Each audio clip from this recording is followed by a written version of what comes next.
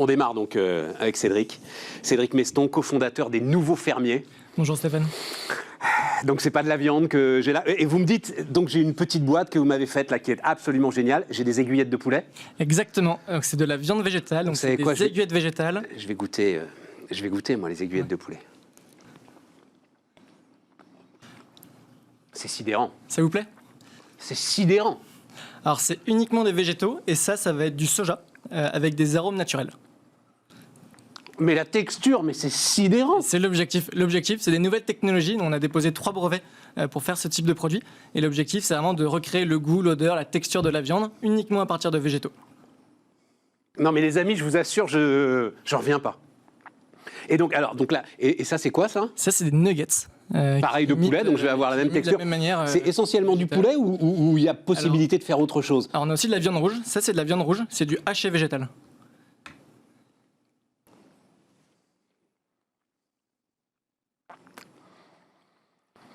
Bon, après, c'est du haché. Donc, du haché, c'est de toute façon, moins gustatif que le poulet. Mais là encore, c'est très spectaculaire.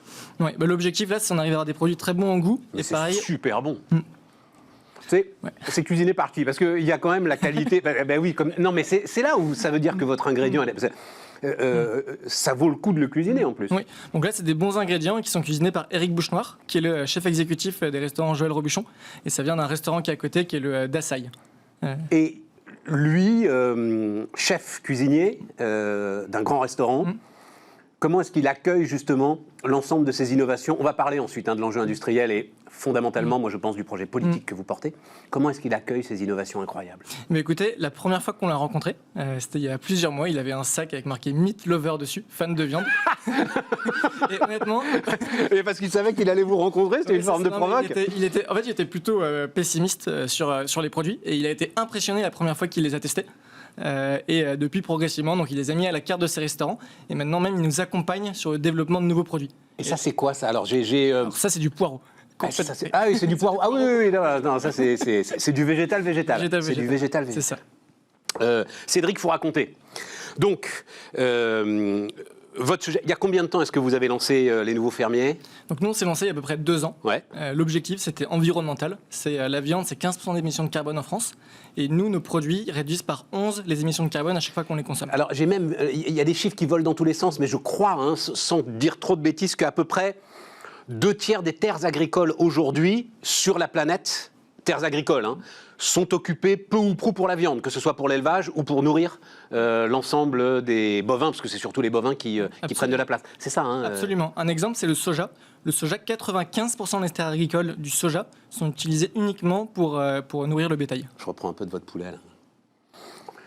En termes de qualité nutritive, c'est l'équivalent de ce que je pourrais avoir en termes de protéines si je mangeais du poulet? Absolument. C'est super bon. Absolument. Non, mais je suis désolé, mais c'est vraiment très très bon. Ça fait plaisir que ça vous plaît. Mais en plus, alors, j'ai adoré, parce que quand j'ai commencé à le mettre dans la bouche, j'ai vu que c'est comme si j'étais en train de juger votre bébé, quoi. 3 petits bébés, là.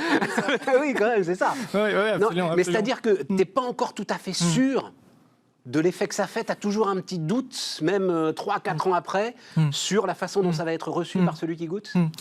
Nous, on commence à être de plus en plus rassurés. On a fait une étude consommateur là, sur ces derniers mois. On a mesuré 85% de taux de réachat en grande distribution, ce qui est énorme et qui montre vraiment que les gens aiment nos produits, et pas que les végétariens et les véganes, également les gens qui aiment bien la viande, les flexitariens. Les flexitariens, c'est 40% de la population française, et c'est des gens qui cherchent à réduire leur consommation de viande, soit pour l'environnement, soit pour leur santé, soit pour le bien-être animal. Qu'est-ce que ça va m'apporter, moi, en termes de santé? Je comprends parfaitement l'environnement, on va en reparler, et puis surtout l'industrie. Mais qu'est-ce que ça va m'apporter, moi, en termes de santé, de manger ça? D'un point de vue nutritionnel, on retrouve les mêmes apports nutritionnels que la viande. On a un produit qui est riche en protéines, avec 20% de protéines, et qui est très faible en gras saturés. On a moins de 1% de gras saturés dans ce produit. C'est parfait pour les sportifs. Encore, parce que déjà le poulet, pardon les amis, je parle la bouche pleine, parce que déjà le poulet est très très bon en termes de, pour les sportifs, etc. machin, donc c'est encore meilleur finalement. On est un peu mieux. Derrière, j'aurais pas dû prendre cette bouchée. Ça me permet de dire que c'est quand même super super bon. Derrière, donc si vous êtes là, maintenant c'est que vous lancez un outil industriel. Absolument. Donc racontez-moi un peu l'histoire et du développement, de ce que vous voulez faire en termes de filière industrielle autour de cette viande sans viande. Absolument. Donc nous, on s'est lancé il y a un peu moins de 2 ans Donc au début, on a fait de la R&D pour mettre au point ces produits. Ces produits, pour vous donner un exemple, c'est un peu comme quand on fait de la mousse au chocolat et qu'on ne sait pas qu'il faut battre des blancs d'œufs en neige.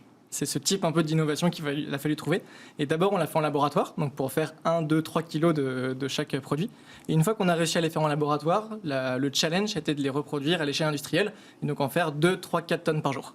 Donc là, progressivement, on est passé de quelques kilos à quelques centaines de kilos. Et là, seulement depuis 2 semaines, on a réussi à passer au stade industriel avec des productions de 6 tonnes par jour dans notre usine qui est en France. Ça veut dire que vous ne reprenez pas, parce que on a vu, il y a, je crois notamment d'ailleurs, une boîte américaine qui s'est cotée en bourse sur cet appétit, c'est le cas de le dire, pour la viande sans viande. Vous ne reprenez pas des procédés qui sont déjà brevetés par d'autres. Exactement, nous on a des nouveaux procédés, et nous les procédés, on les a fait sur l'aspect santé. On est les premiers à avoir un produit qui est sain, c'est-à-dire avec très peu de gras saturé. À la différence de la plupart des acteurs, on va utiliser du gras non saturé qui est de l'huile de tournesol. Comment il s'appelle? Beyond Meat, c'est ça, c'est ça. Voilà, c'est ça, Beyond Meat. Ils sont beaucoup plus avec du gras saturé, c'est ça? Oui, ils vont utiliser plutôt de l'huile de coco. En fait, la plupart de nos concurrents utilisent du gras de coco, parce que le gras de coco est riche et a une température de fusion de 60 degrés, ce qui fait que quand il refroidit, il va avoir une caractéristique pâteuse qui se rapproche du gras de la viande. Nous, on a uniquement utilisé de l'huile de tournesol. Super intéressant, parce que ce que vous me racontez comme mécanique, c'est exactement l'huile de palme pour le chocolat. Absolument. C'est exactement ça. Absolument. Voilà. Et donc, ça veut dire que vous devancez déjà, finalement, ce qui viendra peut-être à un moment. On dira qu'il faut enlever le gras de coco comme il faut enlever l'huile de palme. Absolument, absolument. Parce qu'il est mauvais pour la santé, également pour l'environnement. Souvent, il vient de pays asiatiques. Et donc, il détruit la culture. Alors, justement, l'organisation de consommateurs qui fait... C'est des gens sérieux, d'ailleurs. Enfin, je ne sais pas ce que vous en pensez. Vous avez vu un petit peu, ils ont fait une enquête. D'ailleurs, dans leur avis, c'est assez intéressant parce que c'est assez sérieux. Ils disent qualité nutritionnelle, c'est irréprochable. En revanche, ils disent on manque de transparence sur les additifs, sur l'origine du soja, d'abord, et sur l'ensemble des additifs. Qu'est-ce que vous pouvez leur répondre? Alors, nous, 2 choses. Tout d'abord, sur le soja, notre soja, il vient d'Europe, il est sans OGM. Et nous, comme tous nos ingrédients, on est uniquement avec des ingrédients qui sont européens et on travaille sur tous les rendre uniquement français. Notre objectif, c'est que d'ici 6 à 12 mois, on soit uniquement avec des ingrédients locaux français pour avoir des produits qui soient fabriqués en France uniquement à partir de l'agriculture française. Ensuite, sur la transparence, nous, l'ensemble des ingrédients qui sont dans nos produits sont disponibles sur la liste des ingrédients et on s'accorde à avoir une transparence totale dessus. On considère qu'on a les produits les plus sains du marché, justement, et notamment parce qu'on utilise de l'huile de tournesol. Bon, alors maintenant, l'outil industriel, l'usine. Moi, je vais être très franc. Comment est-ce que, là, en termes d'investissement, d'abord, ça représente quoi? Donc nous, on a levé 3 millions d'euros en début d'année. Mais on ne fait pas une usine avec 3 millions d'euros, il faut plus que ça. Oui. Très bonne question, très bon point. Ouais. En fait, on travaille avec un partenaire industriel, donc on a co-investi sur la ligne de production. Donc ce qui fait que l'ensemble de... Voilà, c'est pour ça qu'on a pu le faire avec pas trop de fonds, et c'est aussi ce qui nous a permis d'aller assez vite, parce qu'on a bénéficié du coup d'une usine qui était déjà aux normes réglementaires pour produire des denrées alimentaires. Qui produisait quoi, cette ligne de production? Alors malheureusement, je ne peux pas communiquer sur... Mais alors, d'ailleurs, j'ai vu localisation confidentielle. Absolument. De l'usine. Pourquoi vous avez peur de quelque chose? Alors oui, en fait, on a déposé des brevets qui sont la source de notre avantage concurrentiel et le fait qu'on a des très bons produits qui soient très sains. Et ces brevets, tant qu'ils ne sont pas publiés, quelqu'un qui va sur le site pourrait... Quelle histoire! Notre secret industriel, donc on reste confidentiel pendant encore quelques mois.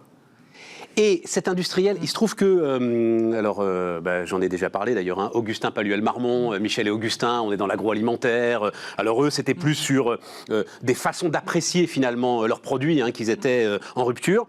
Mais je me souviens très bien des discussions que j'avais avec lui. Il avait beaucoup de mal. Lui, il savait que son produit allait cartonner. Et les industriels étaient frileux.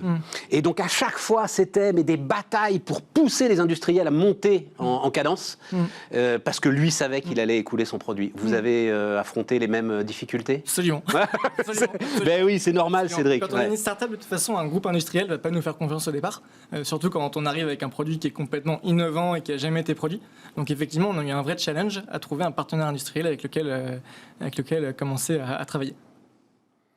En termes d'approvisionnement, non, vous allez monter tranquillement en puissance, donc l'idée c'est de faire 10 tonnes par jour, c'est ça, hein? C'est ça, absolument. Pour l'instant, on fait 6 tonnes et on sait qu'on va monter jusqu'à 10 tonnes progressivement. Je ne sais pas ce que ça représente, 10 tonnes par jour, en termes de... Tout ça, c'est dans des boîtes, hein, que vous vendez. Ça fait de l'ordre de 100 000 steaks. Ça fait de l'ordre de 100 000 steaks. Ouais. Et ça fait quel chiffre d'affaires, ça, à peu Et près? ça fait, sur le chiffre d'affaires, on espère faire de l'ordre de 5 millions d'euros l'année Ah prochaine. oui, c'est ça. Donc ça veut dire qu'à un moment, il va falloir monter à 100 tonnes et à 1000 tonnes quand même si on va au bout de vos ambitions. Absolument, absolument. Nous, ce qu'on veut, c'est vraiment devenir, faire de la filière du végétal française un pôle européen. Et donc, on cherche à monter en puissance, on cherche après à ouvrir d'autres lignes de production et progressivement, faire de la France un pôle technologique et innovant sur ce secteur. C'est là, Cédric, où le sujet il est politique.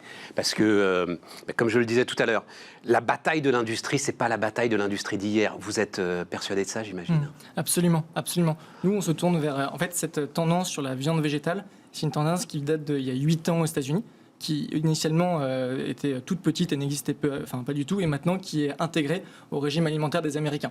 Aux États-Unis, il y a beaucoup de consommation de ce type de produits. Par exemple, nos concurrents sur place, ils font de l'ordre de 400 millions d'euros de chiffre d'affaires désormais. C'est adapté, c'est entré dans les mœurs, on peut les retrouver dans quasiment tous les restaurants. Et ça, progressivement, ça arrive en Europe. Et nous, on est convaincus que les gens vont adapter leur régime alimentaire pour se tourner vers ce type de produits qui vont à terme être moins chers que la viande et qui sont plus sains et meilleurs pour l'environnement. Surtout si vous avez des grands chefs pour les cuisiner. Absolument. Donc il y a déjà quelque part... Alors à la carte du restaurant, par exemple, il y a... alors comment ils appellent ça d'ailleurs? Viande de soja, je ne sais pas comment... Ça s'appelle bento végétal Les Nouveaux Fermiers. Et en fait, dans tous les restaurants qui nous vendent, il y a à chaque fois marqué notre marque, le nom de notre marque. À chaque fois, c'est le steak végétal, c'est les aiguillettes végétales Les Nouveaux Fermiers. Les nuggets, c'est Nouveaux Fermiers. Et là, ça, c'est le bento végétal Les Nouveaux Fermiers, avec des tomates farcies à la viande végétale, des aiguillettes végétales et des nuggets. C'est extraordinaire. Végétales. C'est extraordinaire. Non, vraiment, je te le dis comme je le pense, j'ai le sentiment d'assister à quelque chose de très, très important, voilà, quand je vois ça. Et je crois que tu en es convaincu aussi. Absolument, absolument. Vous êtes combien? 3 cofondateurs? On est 2 cofondateurs. 2 cofondateurs. Absolument. Donc Guillaume et moi. Et on s'est lancé il y a un peu moins de 2 ans. On est une équipe maintenant de 15 personnes. Bonne route, longue vie. On reparlera de tout ça. Cédric Meston, donc cofondateur des Nouveaux Fermiers, notre premier invité sur Bismart.